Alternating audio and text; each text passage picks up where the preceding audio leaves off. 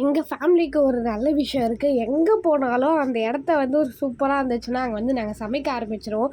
தேவையான பொருள் எல்லாமே இங்கேயே வாங்கிட்டு போயிடுவோம். காய்கறி மட்டும் அங்கே இருக்கிற மார்க்கெட்டில் வாங்கிட்டு அங்கே என்ன ஸ்பெஷலோ அதை வாங்கி நாங்களே சமைச்சு சாப்பிடுவோம். ஏன்னா பசங்களுக்குலாம் வந்து தொடர்ந்து ஹோட்டல் ஃபுட் செட் ஆகாது, எல்லாருக்குமே செட் ஆகாதுன்னு சொல்லிட்டு இந்த மாதிரி ஒரு விஷயம் பண்ணுவோம்.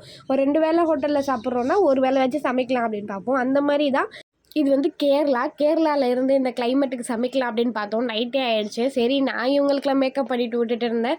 எங்கள் அக்காங்க எங்கள் அம்மா எல்லாருமே தான் சமைப்பாங்க. இவங்க எல்லாருக்கும் மேக்கப் பண்ணிவிட்டு நான் ஜாலியாக என்ஜாய் பண்ணுவேன். யாருக்கு ஃபஸ்ட்டு மேக்கப் பண்ணுறது, செகண்ட் மேக்கப் பண்ணுறது தான் என்னோடய திங்கிங்காக இருக்கும். என்னென்ன சமைக்கலாம் அப்படின்றத சொல்லிடுவேன். மீதி எல்லாமே எங்கள் அக்காங்க எங்கள் அம்மா எல்லாம் பார்த்துக்குவாங்க.